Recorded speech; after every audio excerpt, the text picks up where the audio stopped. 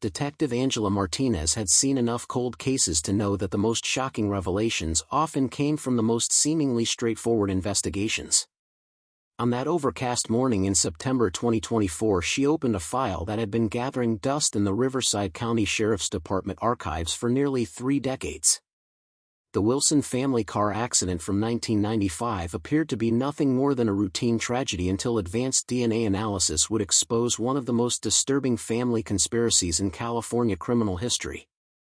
Harold Wilson, 65, and his beloved wife Margaret, 63, had been pillars of their community in San Bernardino for over 40 years. Harold had worked as a high school principal while Margaret taught elementary school, and together they had raised 3 children who had gone on to successful careers in medicine, law, and business. The couple was known for their generosity, their involvement in local charities, and their deep love for each other that had only grown stronger during their 4 decades of marriage. Harold stood 6 feet tall with silver hair that he kept meticulously combed and kind brown eyes that crinkled at the corners when he smiled. He wore wire-rimmed glasses for reading and had maintained his athletic build through daily walks and weekend golf games with his longtime friends. Margaret was petite at 5'3" with naturally curly gray hair that she styled in a short bob and bright blue eyes that sparkled with intelligence and warmth. She favored floral dresses and always wore the pearl necklace Harold had given her for their 25th anniversary. The couple lived in a modest 2-story colonial home on Maple Street that they had purchased in 1968 when Harold first became principal at Roosevelt High School. The house was filled with photographs documenting their family's growth over the decades, from their wedding pictures in 1955 to recent shots of their 7 grandchildren ranging in age from 3 to 16 years old. Margaret maintained a beautiful garden in the backyard where she grew roses, tomatoes, and herbs that she used in her famous Sunday dinners. Their 3 children had all achieved the success that Harold and Margaret had worked so hard to provide through their emphasis on education, hard work, and moral values. Robert Wilson, the eldest at 42, was a respected cardiologist who had graduated from Stanford Medical School and completed his residency at Johns Hopkins Hospital before establishing a successful practice in Los Angeles. He lived in Beverly Hills with his wife Sandra, a former model who now managed charity fundraisers, and their twin daughters Jessica and Jennifer, who attended private schools and excelled in ballet and piano. Patricia Wilson Miller was 39 years old and had followed in her mother's footsteps by becoming an educator before switching to law and earning her degree from UCLA Law School. She worked as a partner at Morrison Blake & Associates, a prestigious firm in San Francisco that specialized in corporate mergers and estate planning. Patricia was married to James Miller, a successful architect, and they had 2 sons, Christopher and Michael, who were both honor students and star athletes at their exclusive preparatory school.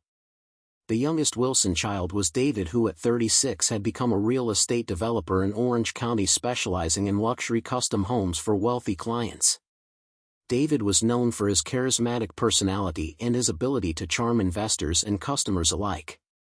He was divorced from his first wife but maintained joint custody of his daughter Emma and son Tyler, who spent weekends and holidays with their father at his sprawling ranch-style home in Newport Beach. On the surface, the Wilson family appeared to be the embodiment of the American dream, with hardworking parents who had achieved modest success and children who had exceeded even their highest expectations. Harold and Margaret were proud of their accomplishments and frequently bragged to their friends and neighbors about their children's achievements and their grandchildren's academic and athletic successes. However, beneath this facade of family harmony, serious problems had been developing for several years that Harold and Margaret were only beginning to understand in the months before their disappearance. The first signs of trouble had emerged when Robert began asking his parents for loans to cover what he described as temporary cash flow problems related to his medical practice. Initially, Harold and Margaret had been happy to help their eldest son, believing that his requests were legitimate business expenses. But Robert's financial problems were actually related to his growing gambling addiction that had started with occasional trips to Las Vegas casinos and had escalated to daily online betting on sports events and poker games. He had accumulated debts exceeding $500,000 and was being pressured by loan sharks who had threatened to harm his family if he did not pay immediately. Robert had already borrowed against his medical practice in his home and was desperately seeking additional sources of funding. Patricia's problems were even more serious and potentially devastating to her legal career. She had developed a cocaine addiction that had started during the high-pressure environment of law school and had worsened during her climb to partnership at her firm. The expensive drug habit combined with her taste for designer clothes, luxury vacations and exclusive social events had led her to embezzle nearly $300,000 from client trust accounts over a period of 18 months. Patricia had been using sophisticated accounting techniques to hide the missing funds, but she knew that an upcoming audit would expose her crimes and likely result in criminal charges, disbarment and imprisonment. She had been secretly meeting with private investigators to explore ways to access her parents' assets before the audit revealed her theft and destroyed her career and reputation. David's real estate business had been struggling due to his poor decision-making and lack of attention to financial details.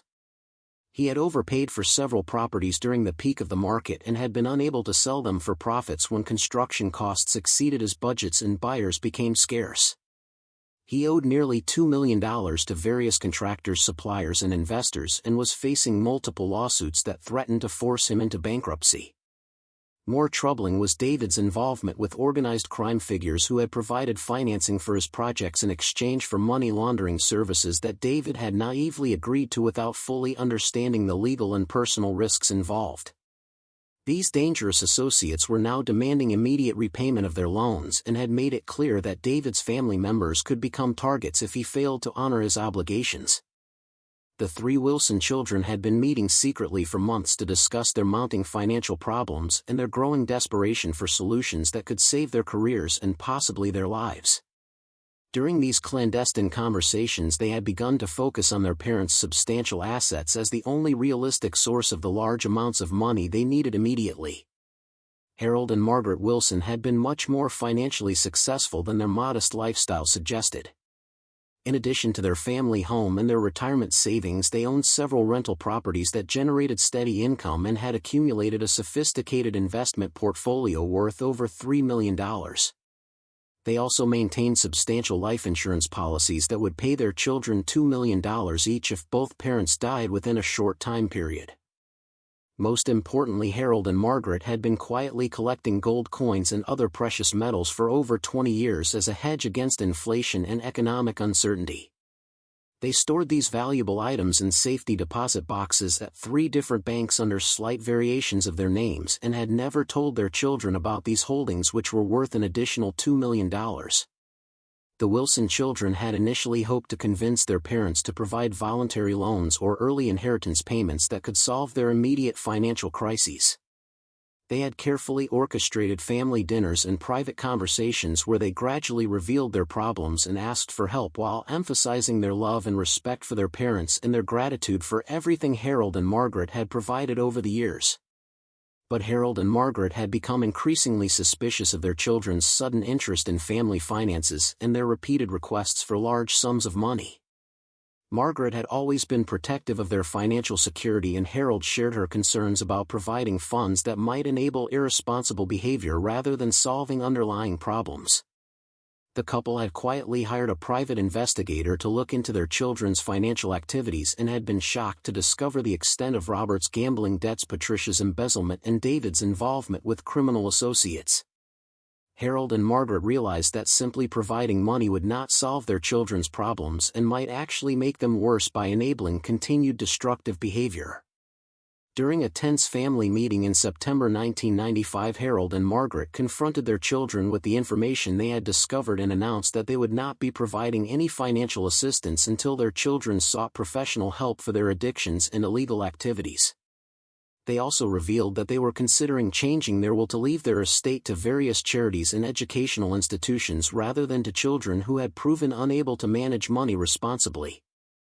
This confrontation marked the beginning of the final phase of the conspiracy that would ultimately lead to Harold and Margaret's disappearance and the elaborate deception that convinced everyone they had died in a car accident. The 3 Wilson children realized that their parents would never voluntarily provide the assistance they desperately needed and began exploring more drastic alternatives that could give them access to their inheritance immediately. Robert used his medical connections to research methods for inducing temporary unconsciousness that would allow them to transport their parents without resistance or memory of what had occurred. Patricia consulted with colleagues who specialized in elder law to understand the legal procedures for having elderly individuals declared incompetent and placed in long-term care facilities. David investigated remote locations where two elderly people could be hidden indefinitely without attracting attention from authorities or neighbors. The plan they eventually developed was both sophisticated and cold-blooded, requiring careful coordination and precise timing to succeed. They would drug their parents during what appeared to be a normal family gathering, transport them to a nursing home in another state under false identities, and then stage a car accident that would provide an explanation for their disappearance and allow the children to inherit their estate immediately. On October 11, 1995, the three Wilson children invited their parents to a farewell dinner at Patricia's home in San Francisco, ostensibly to celebrate their upcoming anniversary trip to Napa Valley. Harold and Margaret were pleased by this gesture and looked forward to spending time with their children and grandchildren before their romantic getaway. During the dinner, Patricia served Harold and Margaret wine that had been laced with powerful sedatives that Robert had obtained through his medical practice. The drugs were designed to cause gradual drowsiness and memory loss that would make their parents compliant and confused without causing immediate medical distress that might attract attention from other family members. As Harold and Margaret became increasingly drowsy and disoriented, their children explained that they were feeling unwell due to something they had eaten and needed to rest before driving home. Patricia suggested that her parents spend the night in her guest room and continue their trip to Napa Valley the following morning after they had recovered from their apparent food poisoning. Harold and Margaret agreed to this suggestion and were helped upstairs to the guest bedroom, where they quickly fell into deep unconsciousness due to the sedatives in their systems. While they slept, Patricia and her brothers loaded their unconscious parents into David's van and drove through the night to Phoenix, Arizona, where they had made arrangements with a corrupt nursing home administrator to admit two elderly patients under false names. Golden Years Care Center was a substandard facility that catered to indigent elderly patients who had no family members to advocate for their care or monitor their treatment. The administrator, Marcus Hedison, had been taking bribes for years to admit patients without proper documentation and to falsify medical records to justify unnecessary treatments that increased government reimbursement payments. Hedison had agreed to admit Harold and Margaret under the names Henry and Martha Williams and to create medical files indicating that both patients suffered from severe dementia and had no known family contacts or financial resources. The facility would bill government programs for their care, while the Wilson children paid Hedison $50,000 to ensure that their parents received adequate food and shelter but remained isolated from the outside world. Harold and Margaret were admitted to Golden Years Care Center on October 12 at approximately 6 in the morning while they were still unconscious from the sedatives. They were placed in a shared room in the facility's secure dementia ward, where patients were prevented from leaving and had limited contact with staff members or other residents. When Harold and Margaret eventually regained consciousness several hours later, they were confused and disoriented both from the drugs and from their unfamiliar surroundings. The nursing home staff had been instructed to tell them that they were Henry and Martha Williams and that they had been living at the facility for several months due to their deteriorating mental condition and their inability to care for themselves. The combination of the sedatives and the psychological manipulation gradually convinced Harold and Margaret that they were suffering from dementia and that their memories of their previous lives were delusions caused by their mental illness. The nursing home staff reinforced these beliefs by providing them with false personal histories and by discouraging any attempts to contact people from their supposed past. Meanwhile, the Wilson children returned to California, where they implemented the second phase of their plan by staging the car accident that would provide an official explanation for their parents' disappearance. Robert had obtained two cadavers from his contacts at medical schools and had transported them to a remote location near Highway 101, where David had identified a suitable ravine for the staged crash. The children placed the bodies in Harold's Honda Accord and positioned personal items, including Margaret's purse and Harold's wallet, to create the appearance that the couple had been killed in an accident while traveling to their anniversary celebration. They then pushed the vehicle down the embankment and set it on fire to destroy any evidence that might contradict their story about what had occurred. Patricia used her legal expertise to file insurance claims and initiate probate proceedings that would allow the children to inherit their parents' estate as quickly as possible. She also arranged for memorial services and handled the numerous practical details associated with settling her parents' affairs while maintaining the appearance of a grieving daughter coping with an unexpected tragedy. The Wilson children's plan succeeded completely for nearly 30 years while Harold and Margaret remained imprisoned at Golden Years Care Center under false identities, and their children enjoyed the benefits of their stolen inheritance. The elderly couple gradually lost many of their memories due to the trauma of their kidnapping and the psychological abuse they suffered, but they never completely forgot their love for each other or their sense that something terrible had been done to them. Detective Angela Martinez's investigation began not with any suspicion about the Wilson case but as part of a routine review of cold cases that were being digitized for the department's new computer system. She had been assigned to examine several dozen files from the 1990s to determine which cases might benefit from modern forensic techniques and which could be permanently archived as solved or unsolvable. The Wilson file initially appeared to be a straightforward accidental death case with comprehensive documentation and clear physical evidence supporting the conclusion that Harold and Margaret had died in a car crash. However, as Angela read through the witness statements and police reports, she began to notice small inconsistencies that seemed insignificant individually but created a pattern of questionable details when considered together. The first thing that bothered Angela was the route Harold and Margaret had supposedly taken to Napa Valley. According to their children, the couple had planned to drive north on Highway 101, but this was neither the most direct nor the safest route for their destination.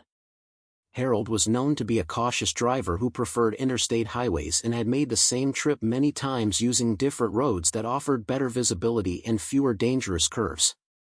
Angela also questioned the timing of the accident, which had occurred much earlier in the day than would be expected for a couple traveling to an afternoon check-in at their bed and breakfast. Harold and Margaret were methodical planners who typically arrived at destinations exactly when expected and who rarely deviated from their careful schedules without good reason. More troubling was the condition of the vehicle after the accident, which showed damage patterns that seemed inconsistent with tumbling down a rocky ravine.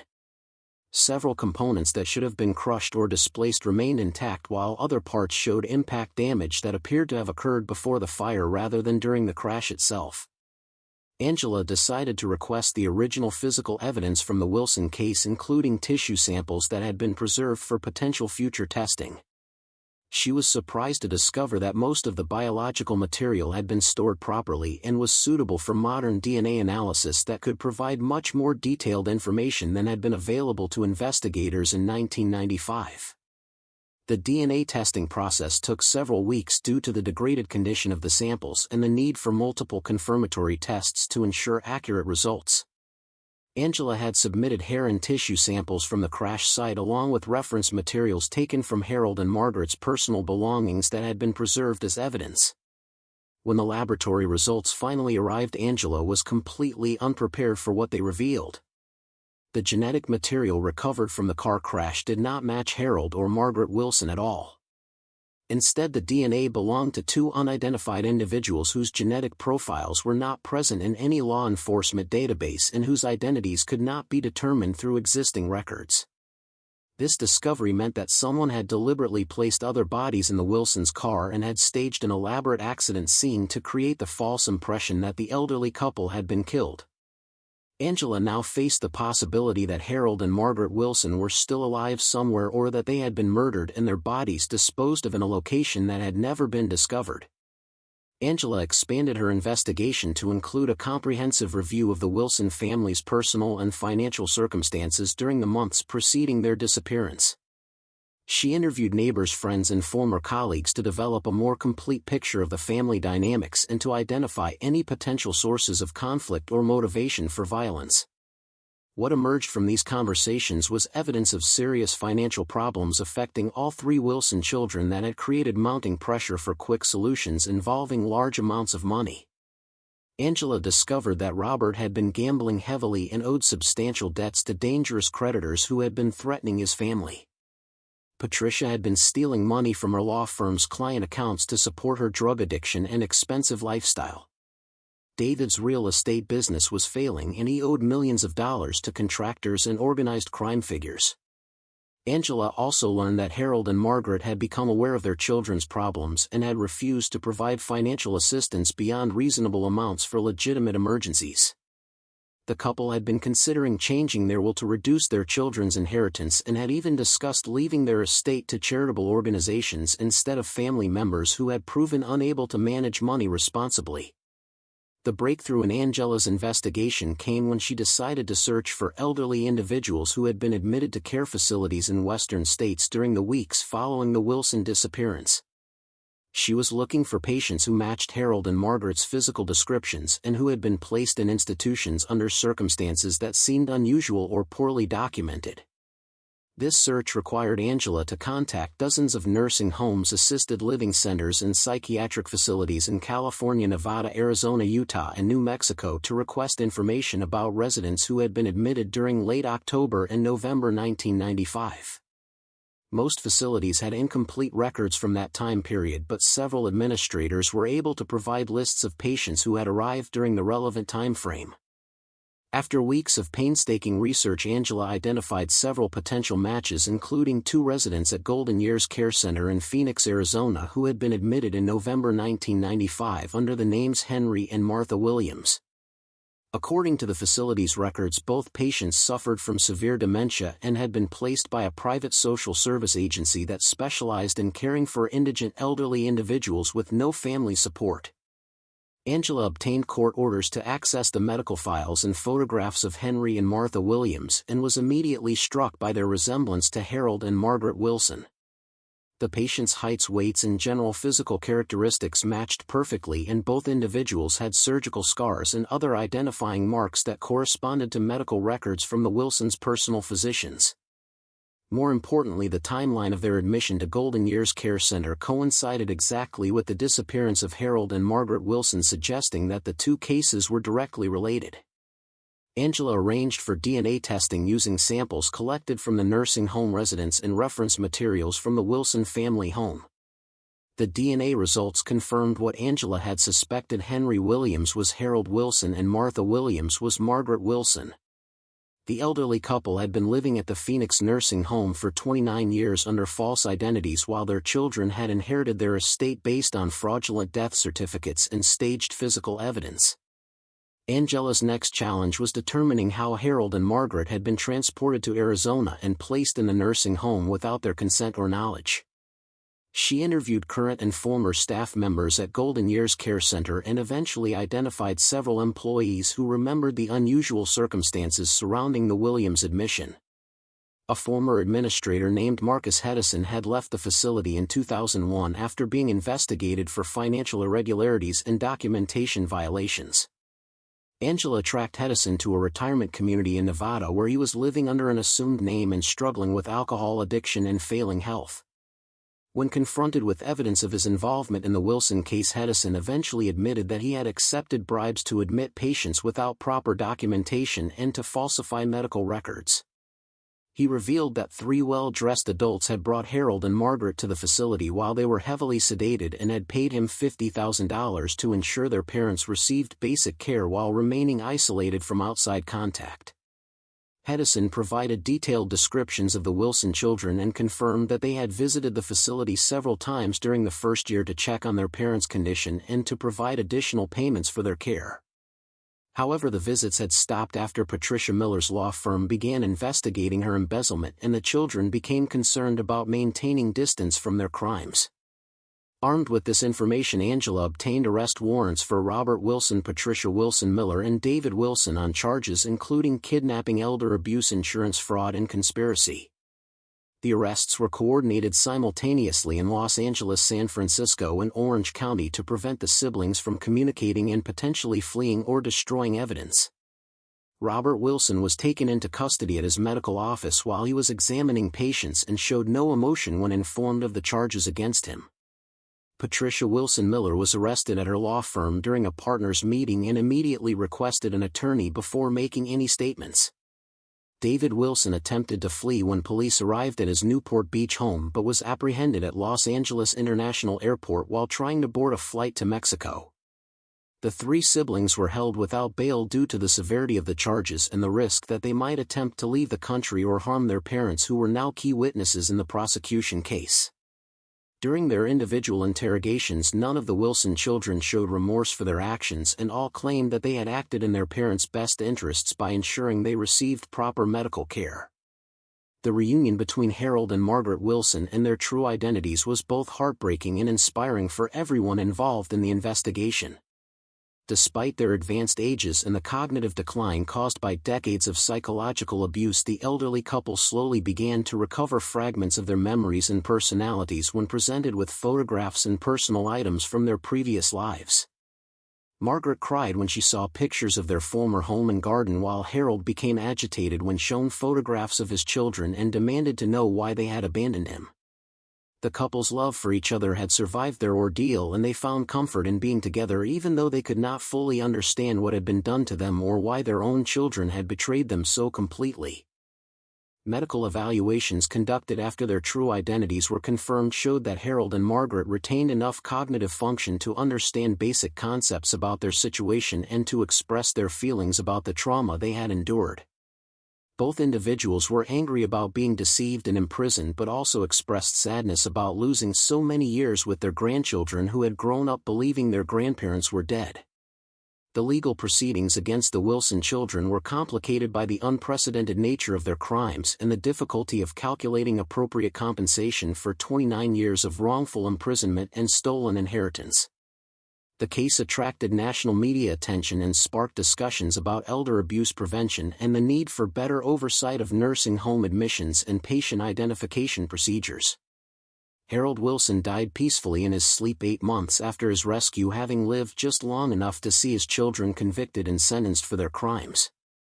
Margaret survived for 2 additional years and was able to develop relationships with several grandchildren who had never known their true grandparents but who welcomed her into their lives with love and understanding.